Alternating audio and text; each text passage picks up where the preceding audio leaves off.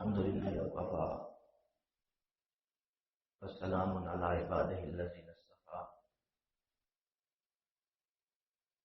أما بعد أعوذ بالله من الشيطان الرجيم بسم الله الرحمن الرحيم واصبر نفسك مع الذين يدعون ربهم بالغداة والعشي صدق الله العظيم وبلغنا رسوله النبي الكريم ونحن على ذلك لمن الشاهدين والشاكرين والحمد لله رب العالمین۔ ایک دفعہ پھر محبت کے ساتھ درود پاک پڑھ لیں۔ اللہم صلی علی روح محمد فی الارواح، اللہم صلی علی جسد محمد فی الاجساد، اللہم صلی علی قبر محمد فی القبور۔ میرے محترم بھائیو دوستو، اللہ کریم کا فضل ہے،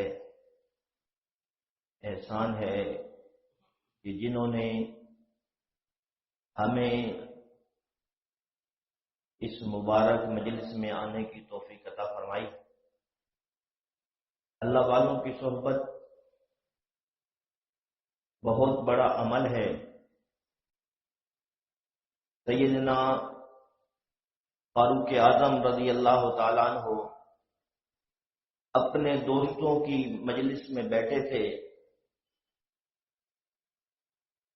تو دوستوں میں جیسے مختلف موضوعات پہ بات ہوتی ہے تو بات ہو رہی تھی کہ کس آدمی کو کیا بات پسند ہے، تو حضرت عمر کے ایک دوست کہنے لگے، فرماتے ہیں کہ میرا دل چاہتا ہے کہ میرے پاس بہت ساری مال و دولت ہو، ہیرے جواہرات ہوں اور میں اللہ کے راستے میں خرچ کروں، یہ مجھے بہت پسند ہے۔ دوسرے نے کہا، فرمایا کہ میرا دل چاہتا ہے کہ میرے پاس بہت سارے غلام ہوں اور لونڈیاں ہوں، میں ان کو اللہ کی رضا کے لیے آزاد کر دوں۔ اور تیسرے نے فرمایا کہ میرا دل چاہتا ہے کہ میں اللہ کریم کے راستے میں لڑتے ہوئے کٹ جاؤں، شہید ہو جاؤں، یہ مجھے بہت پسند ہے کہ میں نیک لوگوں کی مجلس میں بیٹھوں، اللہ والوں کی صحبت میں بیٹھوں، یہ مجھے سب سے زیادہ پسند ہے۔ تو میرے دوستو، یہ بہت بڑا عمل ہے، اللہ کریم کا ہمارے اوپر احسان ہے کہ ہم نیک لوگوں کی صحبت میں بیٹھے۔ میرے دوستو، اللہ والوں کی صحبت میں آنے کے بہت سارے مقاصد بیان کیے جاتے ہیں، جن میں سے ایک مقصد یہ بھی ہے کہ اللہ والوں کی صحبت میں جب بندہ چلا جاتا ہے تو انسان کو اللہ والوں کی صحبت کی برکت سے جذبہ عشق نصیب ہوتا ہے۔ انسان کے وجود کے اندر اللہ کریم نے بہت سارے جذبات رکھے ہیں،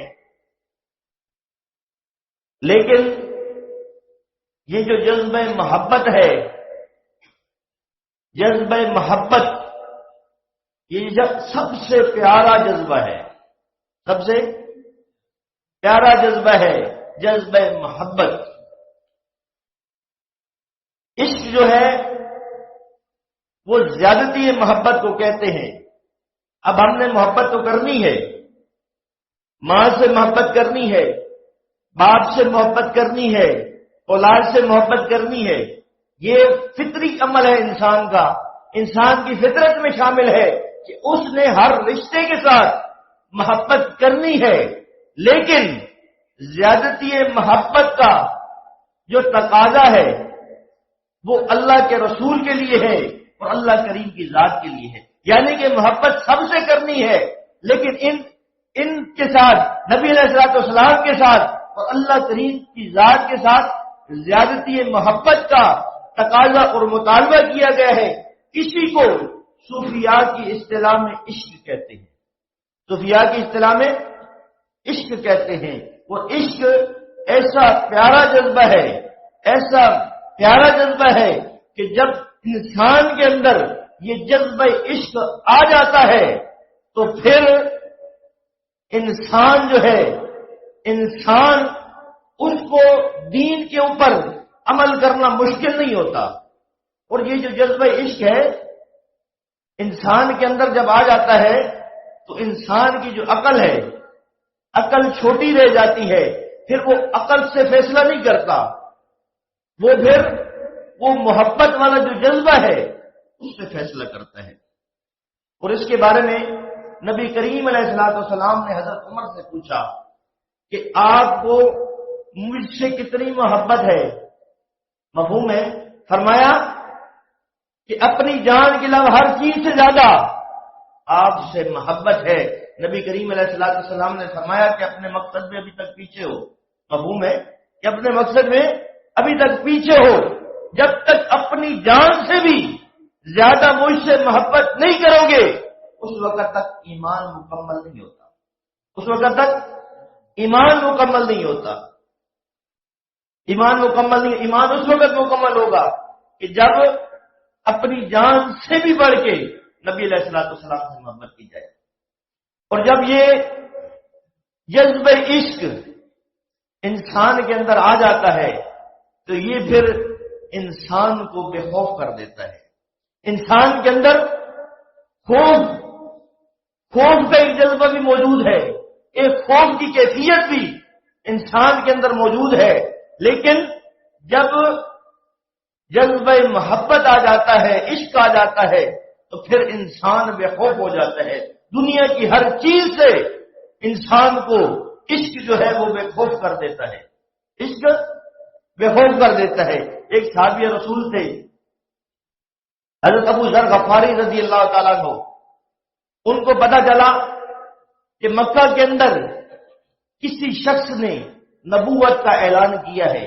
انہوں نے اپنے کسی دوست کو مکہ بھیجا کہ آپ جاؤ معلوم کر کے آؤ کیا واقعتاً کسی آدمی نے نبوت کا اعلان کیا ہے یا آخر الزمان جو نبی ہے وہ دنیا میں تشریف لے آئے ہیں. تو وہ انیس نام کا آدمی گیا، مکہ گیا. اس نے جا کے پوچھا کیا واقعی یہاں پہ کسی آدمی نے نبوت کا اعلان کیا ہے، اعلان نبوت فرمایا ہے؟ تو لوگوں نے پکڑ کے اس کو بہت مارا. واپس گیا تو کہا بات تو آپ کی صحیح تھی، جس بات کو پتہ کرنے کے لیے میں گیا تھا بات تو سچی ہے، لیکن اس نبی کا جو نام لیتا ہے اس کو لوگ پکڑ کے مارتے ہیں. تو کہا میں جاؤں گا. چلے گئے بیت اللہ شریف چلے گئے، وہاں جا کے بیٹھ گئے اس ارادے سے کہ آخر الزمان نبی جو ہیں وہ بیت اللہ شریف تو آئیں گے. جب آئیں گے تو میں شکل سے ان کو، چہرے سے ان کو پہچان لوں گا. بیٹھے رہے پورا دن، صبح سے بیٹھے، شام ہو گئی، شام تک بیٹھے رہے. لیکن نبی علیہ السلام بیت اللہ شریف اس دن تشریف نہیں لے کے گئے. شام کو حضرت علی رضی اللہ تعالیٰ عنہ تشریف لائے. دیکھا ایک اجنبی شخص ہے، نیا آدمی ہے، اس علاقے کا نہیں ہے. زمزم کا جو کنواں ہے اس کے ساتھ ٹیک لگا کے بیٹھا ہوا ہے. پوچھا بھائی مسافر ہو، کہاں سے آئے ہو، کون ہو، کس کام سے آئے ہو؟ کہا جی بتایا نہیں، سنا ہوا تھا کہ لوگ پکڑ کے مارتے ہیں.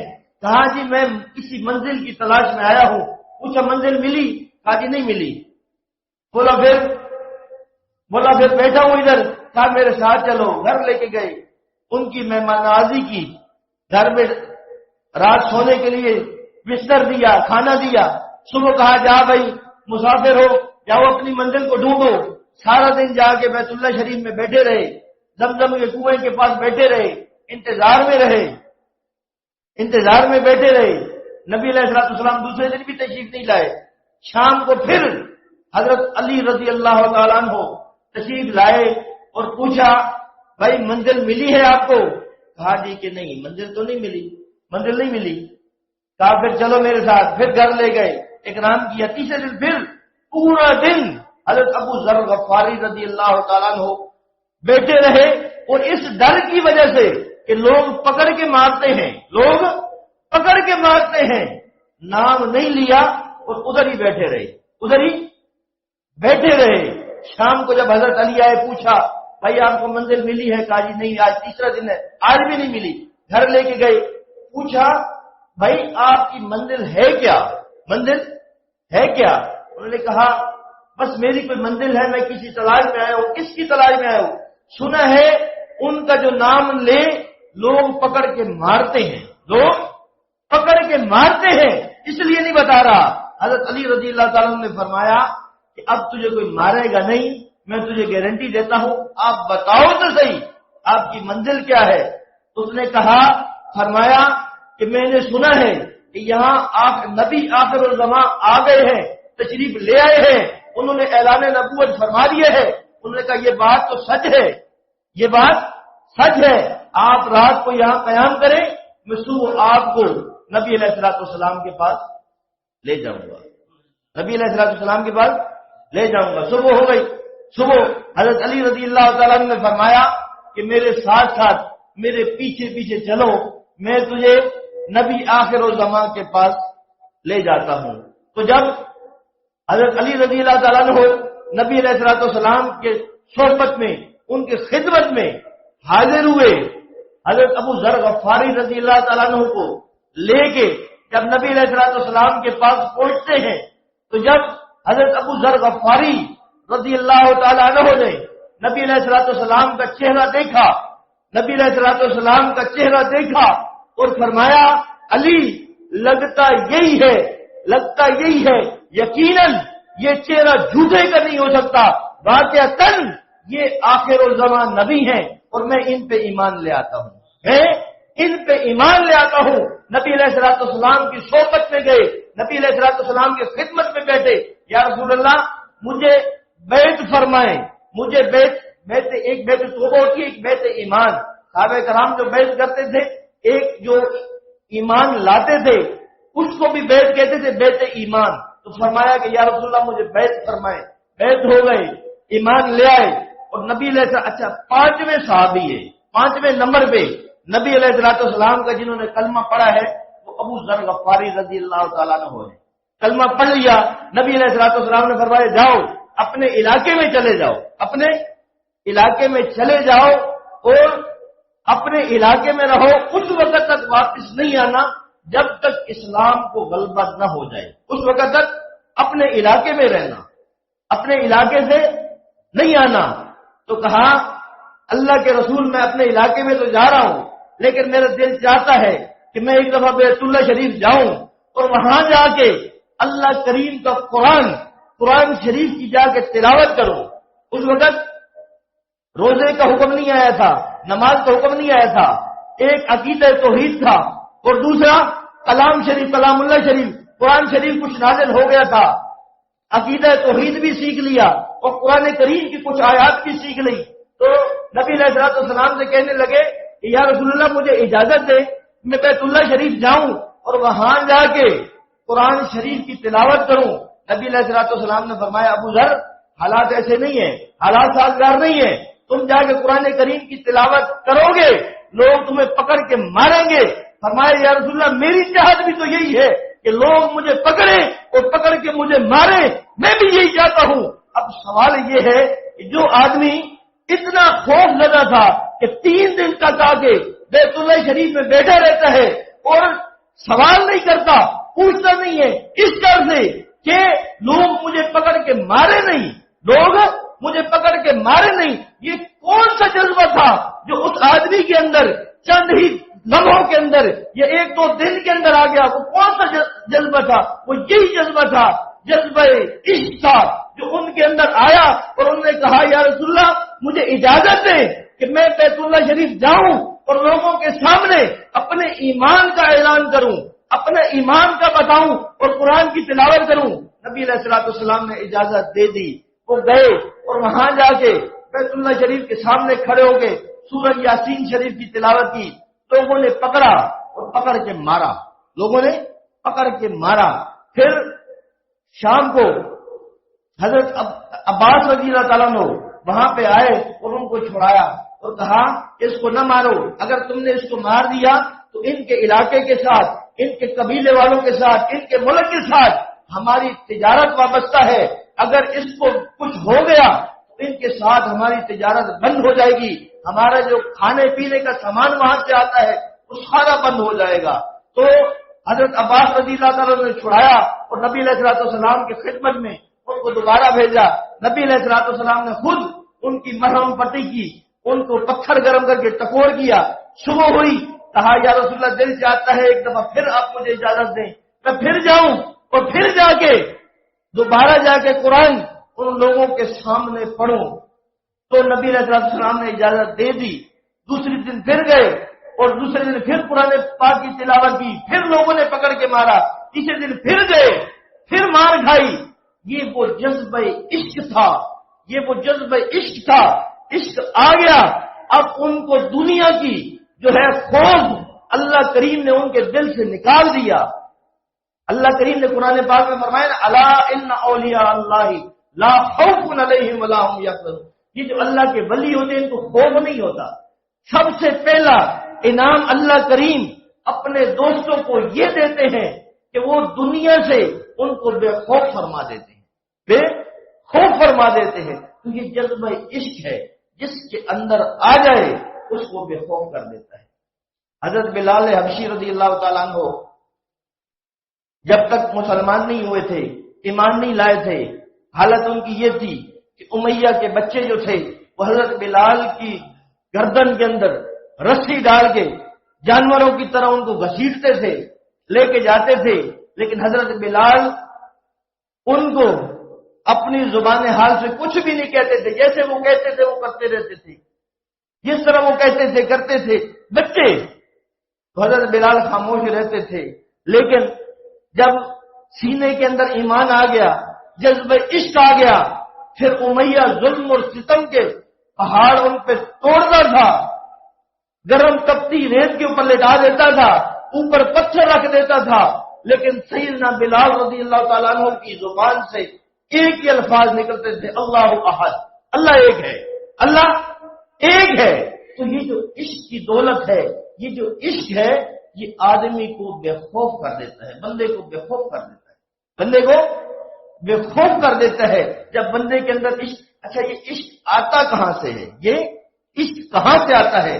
یہ اللہ والوں کی صحبت میں بیٹھنے سے آتا ہے، یہ اللہ والوں کی صحبت، جس فضا میں اللہ والے سانس لے لیتے ہیں، جس ہوا میں اللہ والوں کا وجود ہوتا ہے، اس ہوا میں بیٹھنے سے عشق انسان کے اندر آ جاتا ہے۔ کیسے آ جاتا ہے؟ نبی علیہ السلام نے ایک دفعہ اپنے بٹن کھول دیے، بٹن کھول کے فرمایا کہ مجھے کرن کی طرف سے عشق کی ہوا آتی ہے، مجھے کرن کی طرف سے عشق کی ہوا آتی ہے۔ یا رسول اللہ کون ہے وہاں پہ؟ اویس نام کا میرے غلام ہے، اویس نام کا غلام ہے۔ یا رسول اللہ اتنا ہی غلام ہے، آتا کیوں نہیں ہے؟ آپ کی محبت، آپ کا محبت رکھنے والا ہے، آپ کا عشق رکھنے والا ہے، آپ کی چاہت رکھنے والا ہے، تو وہ آتا کیوں نہیں ہے؟ یا رسول اللہ آتا کیوں نہیں ہے؟ نبی علیہ السلام نے فرمایا اس کی ماں بیمار ہے، ماں بیمار ہے، ماں کی تیمارداری کی وجہ سے نہیں آتا، ماں کی بیماری کی وجہ سے نہیں آتا، اس وجہ سے نہیں آتا کہ اس کی ماں بیمار ہے، ماں کی خدمت کی وجہ سے نہیں آتا۔ ایک دفعہ فرماتے ہیں حضرت اویس اپنی والدہ سے اجازت لیتے ہیں کہ مجھے اجازت دے دیں، ماں نے اجازت دے دی، حضرت اویس وہاں سے چلے، ماں نے کہا کہ جانا ہے، رکنا نہیں ہے، واپس آنا ہے، واپس آنا ہے، وہاں پہ رکنا نہیں ہے۔ جب وہاں تشریف لائے، نبی علیہ السلام گھر پہ موجود نہیں تھے، سفر میں تھے۔ نبی علیہ السلام نے اپنی زندگی کے اندر 23 سالہ دور نبوت کے اندر 27 یا 28 اسوار کیے ہیں، اور جب بندہ نبی علیہ السلام کے اسوار کو پڑھتا ہے، جو سفر نبی علیہ السلام نے فرمائے تھے، ان کو جب بندہ پڑھتا ہے تو پتہ چلتا ہے، محسوس ایسے ہوتا ہے کہ نبی علیہ السلام پوری زندگی اللہ کریم کے دین کے لیے سفر میں ہی رہے۔ اس زمانے کے اعتبار سے سفر مشکل تھے، دشوار گزار سفر تھے، بڑے مشکل تھے، محسوس یہی ہوتا ہے کہ نبی علیہ السلام سفر میں ہی تھے، حضرت اویس آئے، گھر آئے، اما عائشہ صدیقہ رضی اللہ تعالیٰ عنہ گھر موجود تھی، دروازے پہ دستک دی، کون؟ جی کرم سے آیا ہوں، اویس نام ہے، نبی علیہ الصلوۃ والسلام سے ملنا ہے۔ جواب آیا کہ وہ گھر پہ نہیں ہے، سفر میں گئے ہوئے ہیں۔ اب عشق کہتا تھا کہ نہ جا، رک جا، کچھ دن رک جا، صحابی بن جائے گا، لیکن ماں کی محبت اور ماں کا ادب یہ کہتا تھا کہ نہیں، رکو نہیں، واپس جاؤ۔ ماں کا حکم تھا، واپس چلے گئے۔ نبی علیہ الصلوۃ والسلام کچھ دن کے بعد واپس تشریف لائے۔ پوچھا آئشہ گھر پہ کوئی آیا تھا؟ یا رسول اللہ ہاں، ایک اویس نام کا آپ کا غلام آیا تھا، آپ کا پوچھا اور چلا گیا۔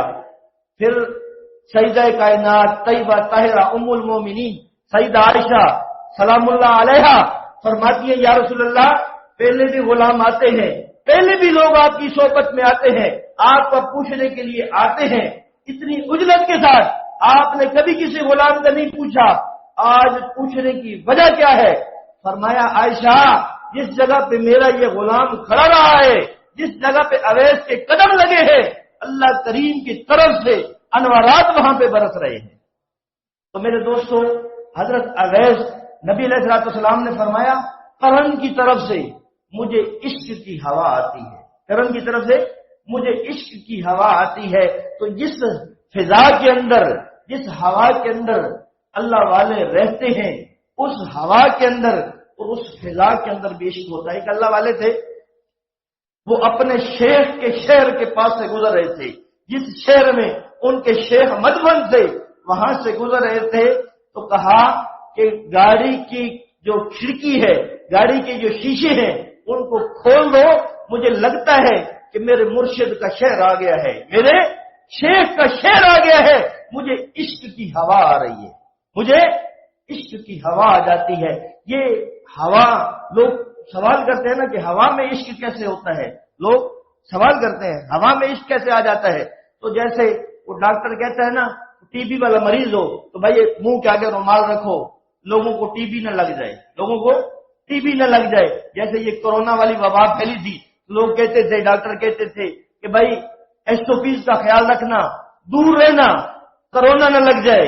جس طرح کورونا لگ جاتا ہے، ٹی بی لگ جاتی ہے، وہ بھی تو ہوا ہے نا، ہوا سے لگ رہی ہے نا، سانس آدمی لیتا تو ہوا میں ہے نا، جیسے ٹی بی لگ جاتی ہے تو ٹی بی اگر لگ سکتی ہے تو ہوا میں عشق بھی لگ سکتا ہے۔ اللہ والوں کی صحبت میں بیٹھنے سے انسان کو عشق بھی لگ جاتا ہے، جو عشق کرنے والے ہیں جب بندہ ان کی صحبت میں بیٹھے تو عشق لگ جاتا ہے۔ وہ پروانہ ہے نا، پروانہ بعضوں کا کچھ بناوٹی پروانے بھی آ جاتے ہیں۔ پروانے، اس کو کسی نے کہا کہ تو پروانہ ہے، اس نے کہا میں پروانہ تو ہوں لیکن شمع جلتی ہے پھر آتا ہوں۔ بڑے جی رحم اللہ کے سوانح آیات میں لکھا ہوا ہے نا کہ شمع جلتی ہے تو پروانے آ جاتے ہیں، شمع جلتی ہے پروانے آ جاتے ہیں، لیکن بات یہ ہے کہ شمع پہلے اپنے آپ کو جلاتی ہے پھر پروانے آتے ہیں، شمع اپنے آپ کو جلاتی ہے پھر پروانے آتے ہیں۔ کسی نے پروانے سے کہا، حضرت مولانا روم رحمہ اللہ نے اپنی حقائق میں لکھا ہے، ایک حقائق لکھی ہے، فرمایا کہ پروانے سے کسی نے کہا کہ اس نے دعویٰ کیا میں پروانہ ہوں، تو انہوں نے کہا تو کیسا پروانہ ہے؟ اس نے کہا چیک کر لو، انہوں نے کہا جاؤ دیکھ کے آؤ شمع جلی ہے کہ نہیں جلی۔ وہ گیا، واپس آیا اور کہا کہ شمع جل رہی ہے، تو انہوں نے کہا تو جھوٹا پروانہ ہے، جعلی پروانہ ہے۔ انہوں نے کہا نہیں اصلی ہوں۔ انہوں نے کہا اگر تو اصلی پروانہ ہوتا تو تو خبر دینے نہیں آتا، تو اس روشنی کے ساتھ، اس شمع کے ساتھ لگ کے جل جاتا، ختم ہو جاتا، لیکن خبر دینے نہیں آتا۔ اصلی پروانہ جو ہوتا ہے خبر دینے نہیں آتا، وہ روشنی کے ساتھ، اس کو پتہ ہے کہ روشنی کے ساتھ، شمع کے ساتھ میری موت واقع ہے، لیکن پروانہ جو ہے وہ شمع کے ساتھ لگ جاتا ہے، جل جاتا ہے، ختم ہو جاتا ہے، واپس نہیں آتا، واپس نہیں آتا۔ تو جو عشق کرنے والا ہے وہ اللہ والوں کے ساتھ جڑ جاتا ہے، اللہ والوں کے ساتھ لگ جاتا ہے، اللہ والوں کے ساتھ ایسے لگ جاتا ہے، ایسی محبت کرتا ہے کہ ان کی ادائیں، ان کی وفائیں، ان کی صدائیں اپنے اندر سرایت کر لیتا ہے۔ جیسے ان کا ظاہر ہے ویسا اپنا ظاہر بنا لیتا ہے، جیسے ان کا باطن ہے ایسا باطن بنانے کی کوشش کرتا ہے۔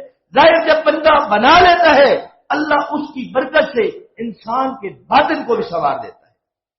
تو یہ نسخہ ہے عشق کو حاصل کرنے کا، یہ فارمولہ ہے کہ ہم اللہ والوں کی صحبت میں آ کے بیٹھے، ہم اللہ والوں کی صحبت میں آ کے بیٹھے اور نبی کریم علیہ الصلوۃ والسلام کا ذکر جو ہے زیادہ کریں، نبی علیہ الصلوۃ والسلام پہ درود زیادہ پڑھیں، نبی علیہ الصلوۃ والسلام پہ درود پڑھیں، کثرت کے ساتھ پڑھیں، ذکر کریں۔ یہ فارمولہ ہے، ہمیں عشق نصیب ہو جائے گا، ہمیں عشق نصیب ہو جائے گا۔ اور عشق جب نصیب ہو جاتا ہے تو اللہ کریم جہنم کی آگ سے خلاصی فرما دیتے ہیں۔ حضرت سری شکتی رام مولا نے ایک واقعہ لکھا ہے، فرماتے ہیں کہ ایک عاشق جب جہنم کے سامنے سے گزرتا ہے، ایک عاشق جب جہنم کے سامنے سے گزرتا ہے تو جہنم کی آگ کہتی ہے الہی یہ کون سا شخص میرے پاس سے گزرا ہے کہ میری آگ بھی ٹھنڈی ہو گئی، میری آگ بھی ٹھنڈی ہو گئی۔ تو اللہ کریم فرماتے ہیں کہ اس کے سینے کے اندر میرا عشق موجود ہے، تو عشق کی آگ جس کو لگ جاتی ہے جہنم کی آگ سے خلاصی ہو جاتی ہے۔ یہ ایسی آگ ہے کہ جو جہنم کی آگ کو بجھا دیتی ہے، یہ جہنم کی آگ کو بجھا دیتی ہے۔ حضرت روم رحمہ اللہ نے لکھا ہے کہ ایک آدمی دریا میں گیا، شکار کیا، مچھلی شکار کی، مچھلی کو کاٹا، صاف کیا، چولہے پہ چڑھایا، باقی سارا مسالہ، باقی جو بھی اس نے اس میں ڈالا تھا وہ سب پک گیا، مچھلی پکنے کا نام نہیں لیتی، مچھلی پکنے کا نام نہیں، ایسے ہی کچی پڑی ہوئی ہے۔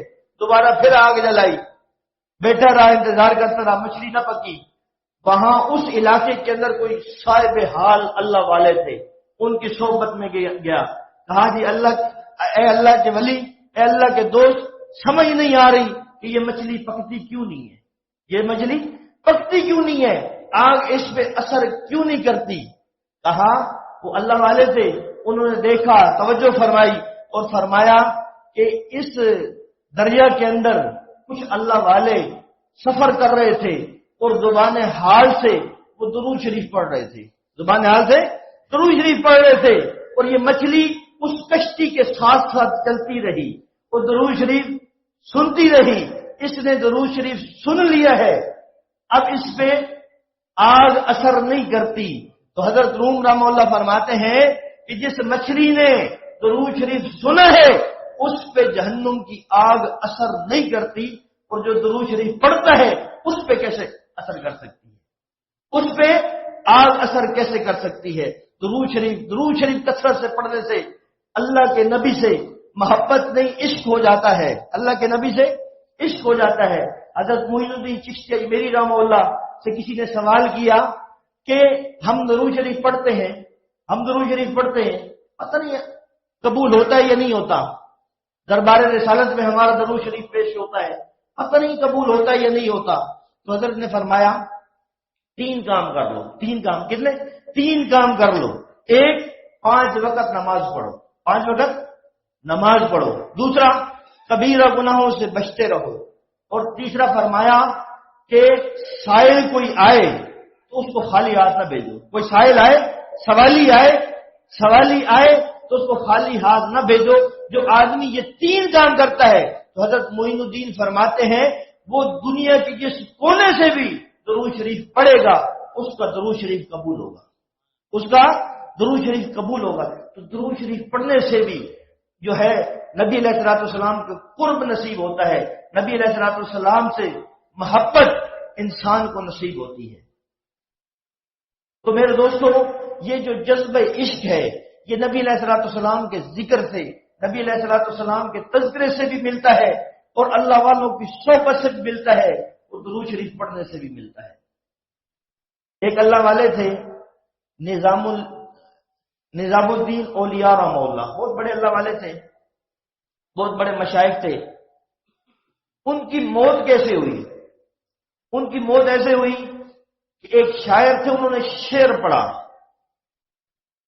فارسی میں شعر تھا، اس کا مفہوم ایسے تھا کہ جو آدمی عشق کے خنجر سے کٹتا ہے، جو آدمی عشق کے خنجر سے کٹتا ہے وہ مرتا نہیں ہے، وہ ہر لمحے زندہ رہتا ہے۔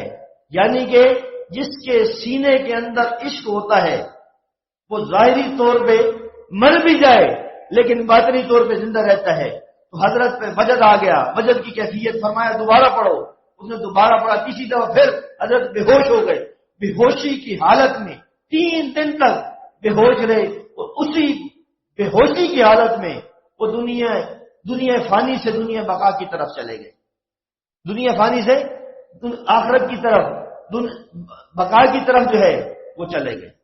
تو جن کے سینوں میں عشق ہوتا ہے وہ مرتے نہیں ہیں، وہ زندہ رہتے ہیں، وہ زندہ رہتے ہیں۔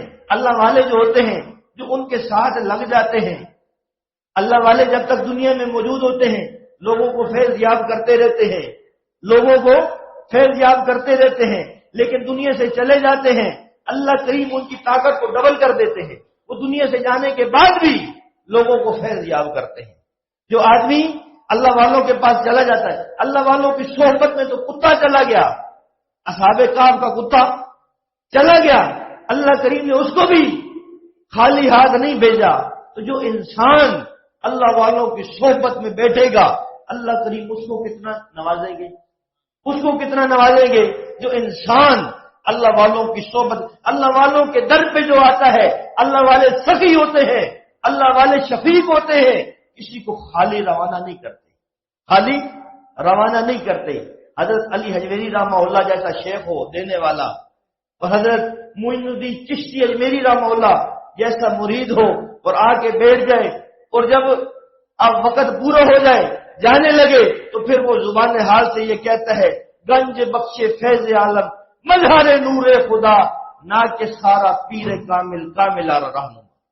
تو اللہ والے ایسے نوازتے ہیں، ایسے اللہ والے جو ہیں کسی کو خالی روانہ نہیں کرتے، بلکہ انسان کے دامن کو جو ہے بھر کے بھیجتے ہیں، کسی کو خالی رخصت نہیں کرتے بلکہ ان کے دامن بھر کے دنیا سے بھر کے بھیجتے ہیں۔ کوئی اللہ والوں کے در سے خالی نہیں جاتا۔ تو میرے دوستو، ہمیں چاہیے کہ ہم اللہ والوں کی صحبت میں آئیں، ہم اللہ والوں کی صحبت میں آ کے بیٹھیں، طالب بن کے بیٹھیں۔ اللہ والوں کی صحبت سے ایمان بھی ملتا ہے اور استقامت، ایمان کے اوپر استقامت بھی ملتی ہے، اور جو ہے اللہ کریم کی محبت بھی ملتی ہے اور اللہ کریم کی معرفت بھی ملتی ہے، اللہ کریم کی محبت اور معرفت بھی ملتی ہے، اور اللہ والوں کی صحبت کی برکت سے انسان کو جذبہ عشق بھی ملتا ہے، انسان کو جذبہ عشق بھی ملتا ہے اللہ والوں کی صحبت سے۔ تو میرے دوستو، حضرات صحابہ کرام جو تھے رضوان اللہ علیہ مجمعین، وہ نبی علیہ السلام پہ اپنا تن من دھن سب کچھ قربان کرتے تھے، سب کچھ نثار کرتے تھے۔ ان کے اندر اور کیا تھا؟ ان کے پاس ان کے کھانے کے لیے ان کے پاس کچھ تھا نہیں، پیٹ خالی تھی، جیب خالی تھی، پیٹوں کے اوپر پتھر باندھتے تھے، لیکن ان کے اندر ایک جذبہ عشق تھا۔ اس جذبے کی بدولت انہوں نے اپنا سب کچھ نبی علیہ السلام پہ پیدا فرما دیا۔ تو ضرورت اس چیز کی ہے میرے دوستو کہ ہم صادق بن کے، سچے طلبگار بن کے اللہ والوں کی صحبت میں بیٹھے، اللہ والوں کی صحبت میں بیٹھے۔ ہم یہاں پہ آئے ہیں، ہم یہاں گھومنے کے لیے نہیں آئے، گھومنے کے لیے بہت شہر ہے، بڑے بڑے شہر ہیں، کراچی ہے، لاہور ہے، بہت ملک ہے۔ تو یہاں پہ ہم جب آئے ہیں، ہم جس مقصد کے لیے آئے ہیں وہ اللہ والوں کی صحبت ہے۔ ہم جتنی دیر بھی یہاں پہ رہیں، ہم اللہ والوں کی صحبت میں طالب بن کے بیٹھیں۔ ہم یہاں سے ہم جتنا اللہ والوں کی صحبت میں بیٹھیں گے اتنا زیادہ ہمیں نفع ہوگا، اتنا زیادہ ہمیں نفع ہوگا۔ حضرت روم رحمہ اللہ نے فرمایا، یک زمانہ صحبت باولیا بہتر 100 سالہ طاعت میرے۔ اللہ والوں کی صحبت میں ایک گھڑی کا بیٹھنا وہ 100 سال کی میرے عبادت سے افضل ہے۔ تو ہمارے گھومنے سے ہمیں یہ عبادت کا ثواب نہیں ملے گا۔ ہم اگر گھومتے رہیں گے، ادھر ادھر بیٹھے رہیں گے تو ہمیں عبادت کا ثواب نہیں ملے گا۔ عبادت کا ثواب تب ملے گا جب ہم اللہ والوں کے پاس بیٹھ جائیں گے۔ اچھا، اللہ والوں کے پاس جب ہم بیٹھ جائیں تو پھر بیٹھنے کے بھی آداب ہیں۔ بیٹھے تو اپنے دل اور دماغ اللہ والوں کی طرف متوجہ کر کے بیٹھے، اللہ والوں کی طرف متوجہ کر کے بیٹھے۔ وہ خاموشی سے بیٹھے ہو تو ان کے پاس خاموش ہو کے بیٹھ جائیں، ان کے پاس خاموش ہو کے بیٹھ جائیں، اور اگر وہ گفتگو کریں تو اللہ والوں کی جو واعظ و نصیحت ہے اس میں بھی خیر اور برکت ہے۔ تو جو ہے دل کو خالی کر کے، دماغ کو خالی کر کے توجہ اور دھیان کے ساتھ اللہ والوں کی گفتگو کو سنا جائے، اللہ والوں کی گفتگو کو سنا جائے، اور اللہ والے خاموش ہو پھر بھی فیض مل رہا ہوتا ہے، فیضان مل رہا ہوتا ہے۔ حضرت باقی باللہ رحمہ اللہ سے کسی نے کہا، حضرت آپ لوگوں کو نصیحت نہیں کرتے، واعظ نہیں کرتے، واعظ و نصیحت نہیں کرتے، بیان نہیں فرماتے۔ تو حضرت نے فرمایا جو ہماری خاموشی سے حاصل نہیں کر سکا، فائدہ حاصل نہیں کر سکا، وہ ہمارے بولنے سے بھی فائدہ حاصل نہیں کر سکتا، وہ ہمارے بولنے سے بھی فائدہ حاصل نہیں کر سکتا۔ تو اللہ والوں کے پاس جب بیٹھے تو خاموشی کے ساتھ ان کی خاموشی سے بھی مزے حاصل کریں، لطف حاصل کریں۔ ان کی خاموشی میں بھی فیضان ہے، ان کے بولنے میں بھی فیضان ہے۔ جس جگہ پہ وہ بیٹھے ہوئے ہیں اس جگہ پہ اللہ کریم کی رحمت متوجہ ہوتی ہے، اللہ والوں کے وجود کے ساتھ اللہ کریم کی ایک خاص رحمت ہوتی ہے جو نازل ہوتی ہے، جو نازل ہوتی ہے۔ خاموشی کے ساتھ، طلب کے ساتھ، طالب صادق بن کے اللہ والوں کی صحبت میں جتنی دیر موقع میسر آئے، اور کوشش کریں کہ اللہ والوں کی صحبت جو ہے اس کو ہم ایسا بنا لیں کہ ہم اپنا ہر وقت اپنا جو گمان ہے، جو ذہن ہے ہمارا اپنے شیخ کی طرف ہو۔ ایک سالے کے لیے صحبت شیخ جو ہے وہ اکسیر ہے۔ دنیا کا کوئی نسخہ آدمی کے لیے اتنا زیادہ کارآمد ثابت نہیں ہو سکتا جتنا انسان کی اصلاح کے لیے اس کی جو شیخ کی صحبت ہے، صحبت شیخ ہے، وہ اس کے لیے زیادہ اکسیر ہے۔ سب سے زیادہ اکسیر صحبت شیخ ہے۔